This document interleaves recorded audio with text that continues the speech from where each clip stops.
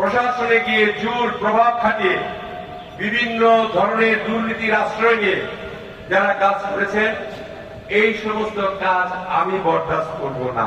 সমাজে অস্থিরতা থাকবে না এবং সমাজে মাদক দ্রব্যের যে অবাধ বিচরণ এগুলি থাকবে না, তাই না?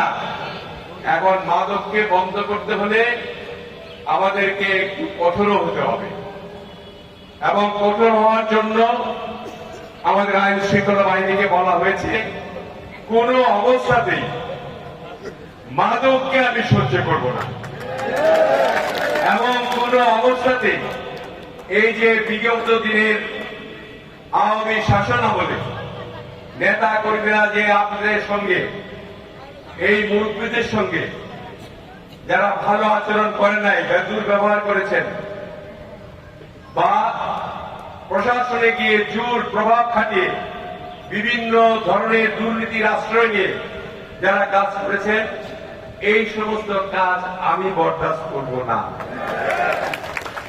আমি চাই আমাদের সে আগের ঐতিহ্য যে মুরব্বীদের ছোটরা সম্মান করবে, মুরব্বীরা আবার ছোটদের স্নেহ করবে।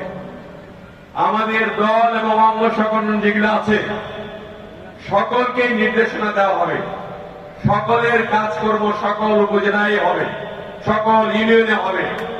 সেই কাজগুলি সুন্দর সুশৃঙ্খল ভাবে পরিদর্শন করে যাতে করে সেখানে কোন রকমের অসুবিধার সৃষ্টি না হয়, বিগত দিনের মতো কাজ আজকে দুর্নীতির মাধ্যমে টাকা গ্রহণ করা, মানুষের কাছে জোরপূর্বক কিছু নেওয়া, কারো জমি দখল করা, কারো বাজারের দোকানের জায়গা দখল করা, কারো প্রতি অন্যায় করা, সাধারণ মানুষের প্রতি অবিচার করা, এগুলি কিন্তু আমি বরদাস্ত করব না। এবং আমি তাদেরকে নির্দেশনা দিব সুন্দর সুশৃঙ্খল ভাবে শহীদ রাষ্ট্রপতি জিয়া রহমানের দল ক্ষমতায়। আপনারা অনেকেই মনে করতে পারেন যে এই দল আমাদের যে নেতৃবৃন্দ আছে তাদের প্রতি কি আচরণ করবে সেই নিয়ে আমার দলের নেতৃবৃন্দরা চিন্তিত। কোন চিন্তার কারণ নাই। হাজার হাজার কোটি টাকার কাজ হবে, কাজ করে তোমরা ছাড়তে পারবে না ইনশাআল্লাহ।